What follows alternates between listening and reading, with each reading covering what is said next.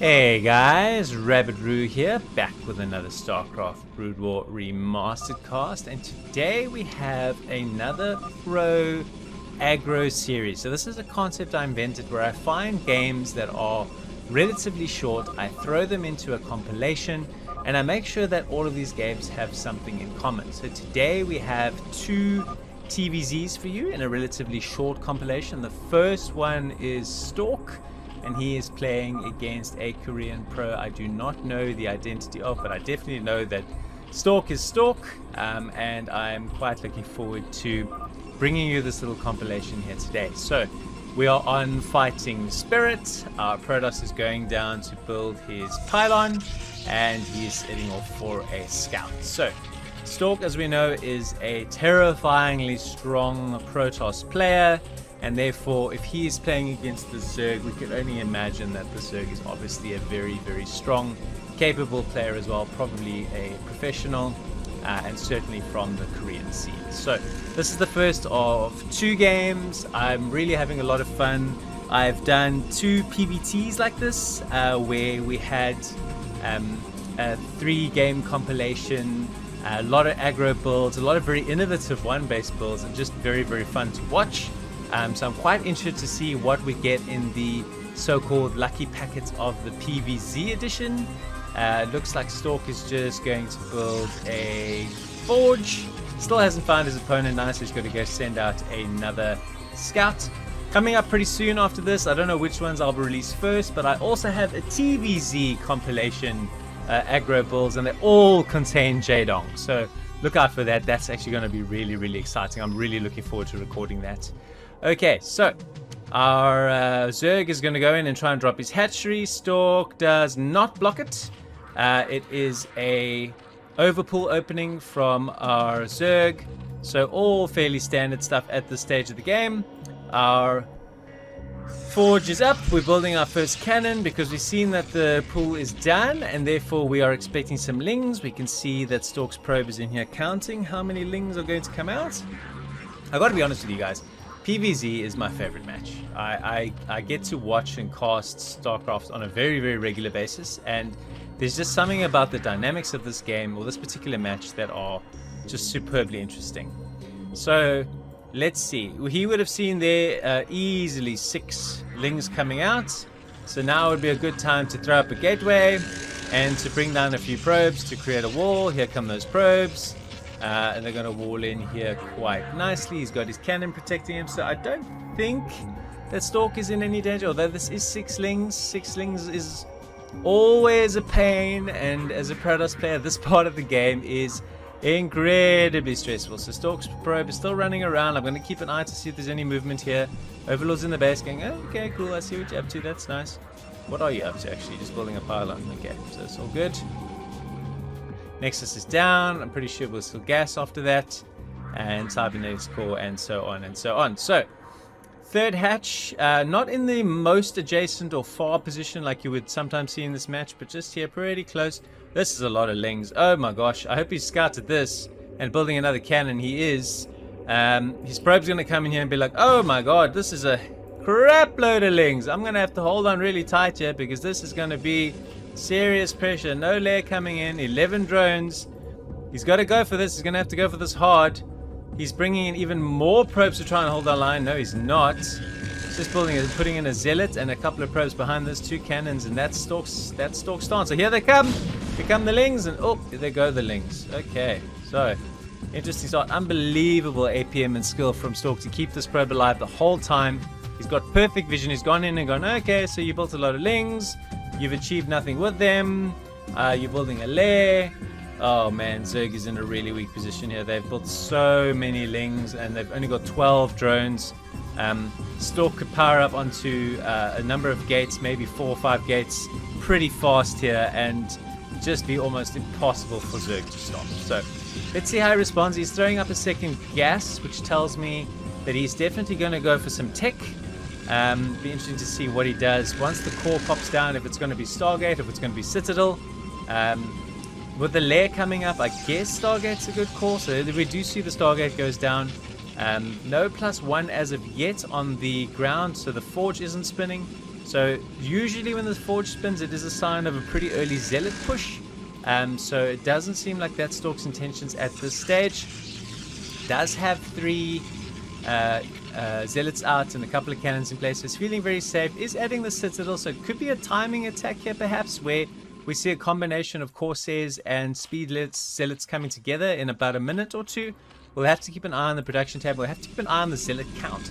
I think when we get to about 6 or 7 Zealots, he's probably going to look to move out of them, although the fact that +1 hasn't started yet is very interesting to me. I would have expected +1 either air or ground to have started. At this stage, it is just a Corsair in the production tab. No upgrades have commenced as of yet. Here comes the Citadel. Does he start legs right away? He does not. He starts +1 air and then he cancels it. So then he does Zealot legs first.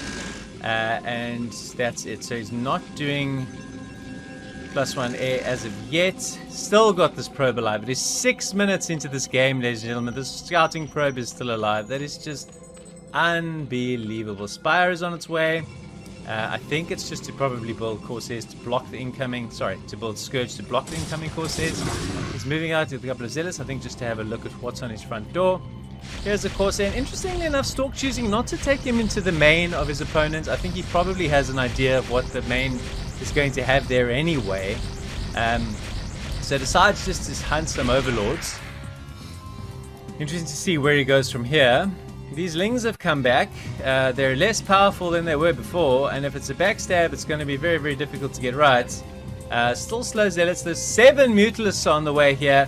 What does Stork have to counter Mutas? I think 1 Corsair. Are these cannons?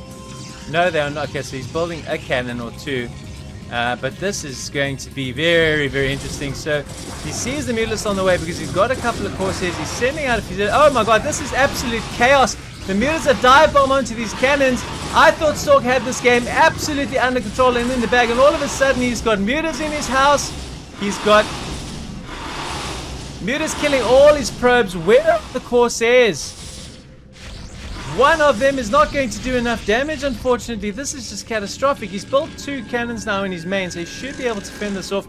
His idea then is to counter, which makes some sense. The Sunkens are not going to get up in time here. He does body block a little bit with the drones, which will force these Zealots to get stuck on the ramp. Every single Muta is going to come back now, and the Lings that were built in the beginning are able to fend this off. Here come the Mutas, and they're going to pick off these Zealots. Yes, a couple of drones will die. He does have a decent drill here. And so I think the Zealot is not long for this world. These Mutas are going to tidy this up, and then he's going to move straight back out again. Meanwhile, some Dragoons from Stork to try and counter here. I think he needs to just regroup his Mutas, and then he's going to have a very tough time. What does he have? We've got 29 probes, we've got 2 cannons, we're building Corsairs non-stop. Here come the Mutas again, but there's no cannons in the natural, and I think the numbers here... Scourge come in, they pick up for Corsair. That is a big blow here. All these Mutas focusing down the Dragoons. The Dragoons are not that strong in straight hand-to-hand combat if they don't have enough numbers. He's stacking the Mutas beautifully. Here comes a DT as a counter. We're going to keep an eye on him. We'll watch the minimap to see where he goes. So not flying in here. He's got 2 Corsairs patrolling. And just decides to destroy the natural in the meantime. Let's see where our DT is headed to. There are no Overlords here. There is an Overlord here and a Sunken. And that seems to be that. So Stork has seemed to have just regrouped and got himself another cannon. He's going to get onto 1 basing Protoss here, which is really, really painful. So this DT is going to walk up here to this base and is going to make himself known by swiping this hatch. This Overlord is going to come down here, and unless these Corsairs are going to come and try and pick off this Overlord with the Scourge here to block, I don't see Zerg having any problem at all just flying in the Mutalist to take care of this DT. Some Lings are coming into play here as well.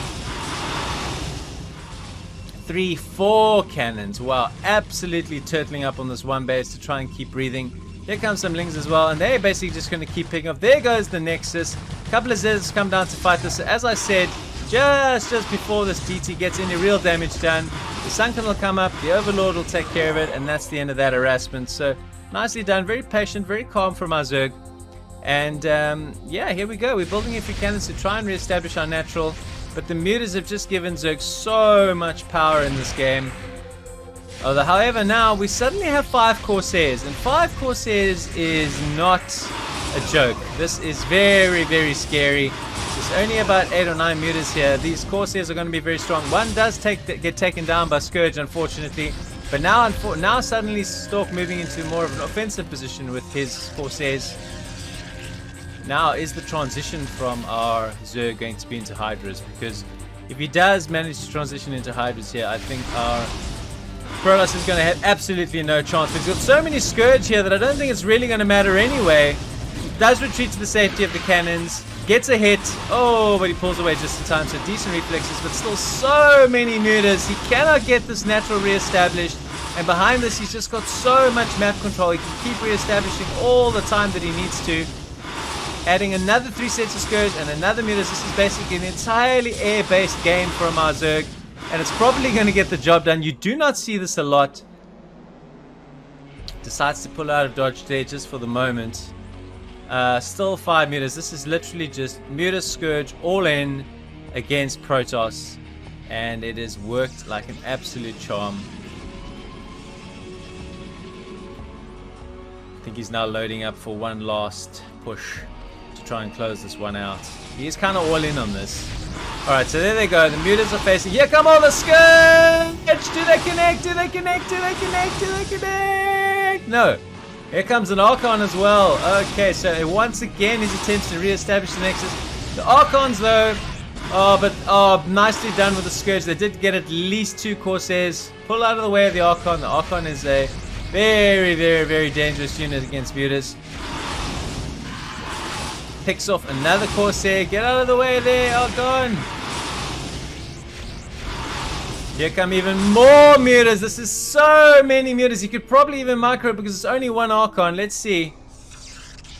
I'm just blown away. Like usually I have way more to say. Oh, he knocked down the hatch. Must have been with some Zealots. I didn't actually see that. Yeah, it was Zealots. But he's not too phased. He's just fighting against this Archon. This Archon though is doing really good damage. The micro is a little bit difficult. You got to hit it from 2 sides. Otherwise it's just going to cause all sorts of grief for you. How many kills does this Archon have? Oh, we just missed a C, but he's got a fair few, I'm sure. Nexus is re-established. He needs to rebuild this hatch. 67 plays 44, equal number of workers. What a crazy game. He's trying to get these cannons up, but he just can't get going in this game. It is just non-stop muta harassment from the Zerg. And our friend Stork, I just think, is not going to get out of this one. It's been a very, very frustrating game for him, I'm sure. And he has kept going. He's kept fighting. He's kept building Corsairs. He lasted way, way longer than most players would have done. We need to target down this Archon.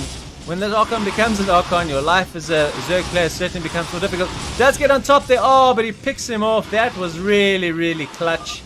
So it's 4 cannons. He can't get the space up again. Stork GG's. What a start to our little 2-part PVZ cracking series. On to the next one.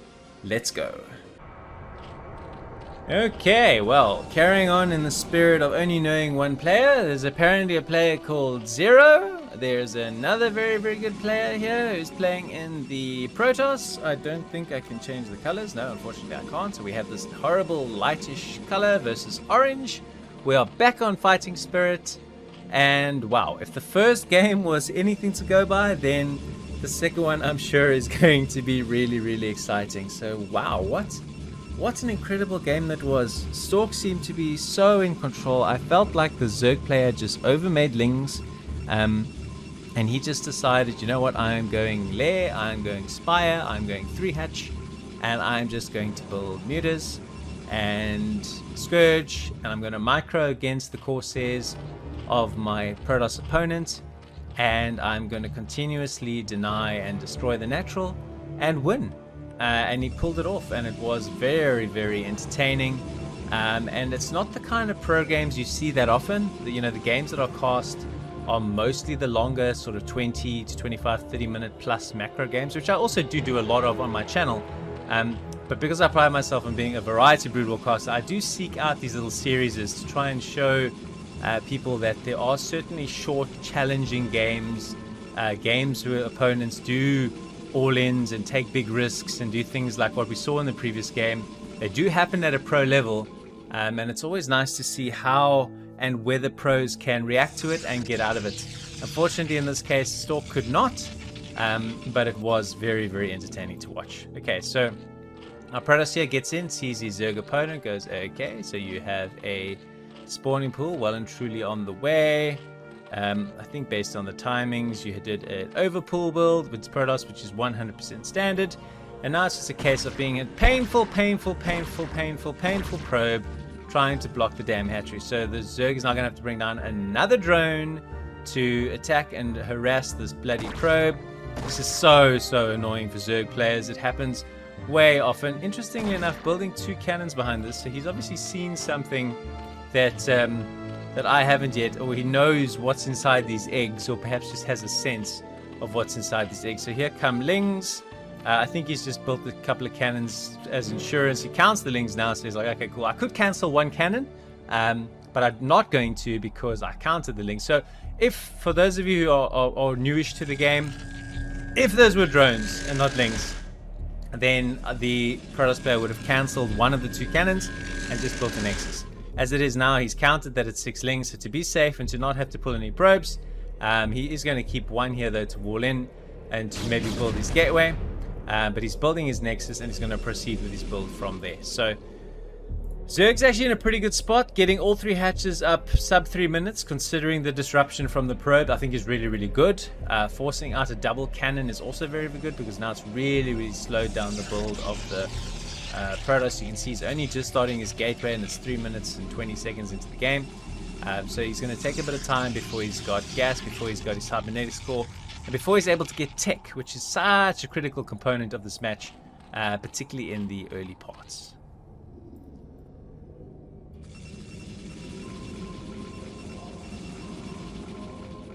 So the Overload flying in, just coming to see, okay, so I'm not really expecting to see too much at this stage, but I would like to keep an eye on you. You guys can see these are pros, man. I mean, they've got their scouting workers alive beyond 4 minutes. It's just really quality play. Because the 3 hatches are up, we're getting a lair. So are we going to see some more Spire and Muta shenanigans or not? I don't know. I don't pre-watch these games, so if there are a compilation that happens to gel perfectly together, it is 100% luck. And that would be cool if that is what happens. But no, the only thing these games have in common is that they are pro PVZs that I think were played at least by 1 player in quite an aggro or aggressive way. Okay, so we have a few Lings on the map. We have our Overlord having a looky-loo, going, okay, so you're building a Stargate. I better run, otherwise I'm going to get shot in the head and die. Probably going to get shot in the head and die anyway, because that's just the burden of being the scouting Overlord of a Zerg in this match. It's just what happens. It's just life, man. It's just life. Okay, so we're getting a couple of Zealots going. No +1 being built at this stage, so it doesn't look like a ground-based push. The probe has just walked straight past these Lings. These Lings were having a nice fat sleep. Walks straight past the front and goes, oh, cool, okay, so you're building a lair. All right, so let me go around here, just confirm the Spire, and now I know exactly what you're doing. So I've got absolutely no pressure on me. I don't need to add any more units. I can get more tech if I want to. So I'm going for my Citadel. I'm adding Pylon. I'm adding workers. I'm building a Corsair. I'm really not all that stressed out about any early attacks. In fact, my Zealot is going to move out knowing that you've got no units, just to be a nuisance and harass your third base, and he's going to achieve nothing. He's going to get surrounded and die, but it was a cool idea nonetheless.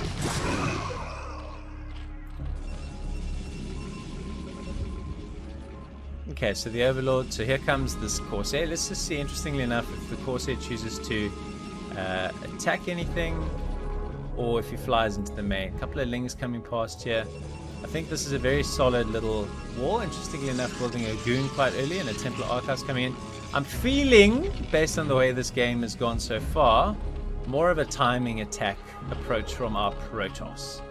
So I'm hoping that this Protoss can avenge us and we go 1 game all in this little mini-series. I don't want a Zerg sweep. That would just make me sad as a Protoss player. So come on, Protoss, let's go!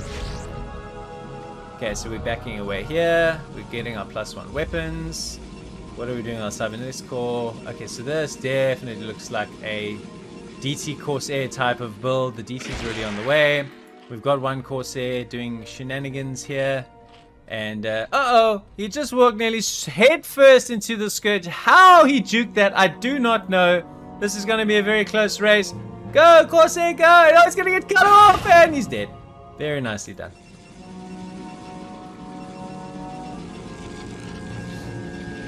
So, that very passive opening from our Zerg, it's given the road to our Protoss player to get all his tech out really, really fast. I haven't seen... Okay, so he has also flown in and gone, I see things, this is cool. Our DT is moving out. He did give a little bit of a warning by swiping away a couple of links. Where are you going to go, Mr. DT? And what damage are you going to do? I want to know. I want to know. Alright, you're not going to get anything done here, mate. There are Overlords. There are Hydralisks. Run! Okay, so Zerg does kind of show his hand. It's definitely Hydralisks. Zealots here coming in. He's going for a 7-minute and 37-second potential expansion here. I'm very worried though. That's like super duper duper early. Cannon coming in, so just making the necessary preparations. Also a very early robo. So quite an unusual build. We got Templars, but we're not using them for Storm at this point. We have some DTs. I do not see we are making any more Corsairs, which means Corsairs we have, or that we had, is all we have on the map. So what are we going to do with this little smidget of units against lurkers at this stage? We don't even have a robo. Interesting that the lurkers from the Zerg are actually this early, to be honest. It is quite an unusual build. Certainly would have traded off some units for the faster tech, which is why you do not see any Hydras, but you do see lurkers. So he sees that and backs away. Okay, so 10 Mutalisks are suddenly on the way. What is happening? What is going on? He's obviously going, I don't see any Corsairs and haven't for some time. Do you have a counter? The Scourge did fly in and see no cannons here, and there's only one cannon here. Is this Mutas going to be the difference? There are Archons though, and the Archons are, as we saw in the previous game, brilliant fighters against Mutas, but they are slow. Here you go, the Mutas though. And he's got absolutely nothing defending him. This is going to be a brilliant surprise tech switch. And this is what makes Zerg so damn powerful. The Archons are on the way down now to try and fight the Mutas. Here come even more though. I think using this cliff and this terrain could give him a chance to pick off the Archon without taking any damage. But the problem is the Archon is slow. So the Archon can hit maybe one Muta, but he can fly around and abuse the mobility of these Mutas beautifully. I suddenly have this dreadful fear that we're going to have a Zerg sweep in this series. That makes me a little sad. But anyway, it is what it is. The Zerg players have both played incredibly good games so far. Very good tech switches into Mutas and very nicely catching their opponents off guard. He knows about this base as well, and I think detecting that he was setting up for this base meant that he knew that Protoss was potentially under-defended, so he snap built 10 Mutas. It was just so quick and so decisively done. Doesn't keep going, so he doesn't want to lose his Mutas. I reckon he could have taken down those two cannons if I'm perfectly honest. The Archon trying to get a hit there. He's sort of back and forth hitting the Archon. Up, up, up, up, up. So now he's built some Corsairs and he's got some cannons as well. Seems to be going Hydras behind this. So this is like a one-time investment in Mutas. We'll have to see. Does break this though. So our Protoss is still just mining on one base. He may try and take down the Robo. Now you're going to go into the main. You can see, okay, there's 3 cannons here, so that's pretty well defended. I don't think he's going to do too well there. He's going to kill some of the pylons that are powering the gateways, which I think is a good idea, because then very little by way of reinforcements come through. The Archon does arrive. The High Templar gets picked off, though. This pylon is covering at least 3 gateways. This one is now unpowered, unpowered, unpowered. Kills the High Templar, runs away. The patience from the Zerg has just been absolutely fantastic. So, what's he building behind this? He's building Hydras. I've had a feeling that this was a once-off investment in Mutas. If he can do the damage and the patience and the micro, this is a very, very, very strong Zerg, by the way. Then I think he's just now going to follow up with a huge Hydra Lurker attack. Holy crap! If you're a Protoss player, please say your prayers, because you are about to get wrecked. What does he have defending here? He's got 1 High Templar, 4 Zealots and a Dream. Ow. This is just going to be so painful to watch if you're a Protoss fan. But it is going to be what it is. Okay, there were a couple of zealots over here as well, but there's no storm. Archons are absolutely useless against Hydras. Dead Archon, nearly dead Archon. Our Protoss GG's. It is a 2-0 sweep. Zergs giving Protoss players an absolute hiding, both on Fighting Spirit. That was really a masterful tech switch into Mutas to show the power and the agility of Zerg. Beautifully done. I'm Rabidru, a variety Broodwar caster. If you enjoyed this game or this series, please do consider subscribing to the channel. Until next time, ciao for now.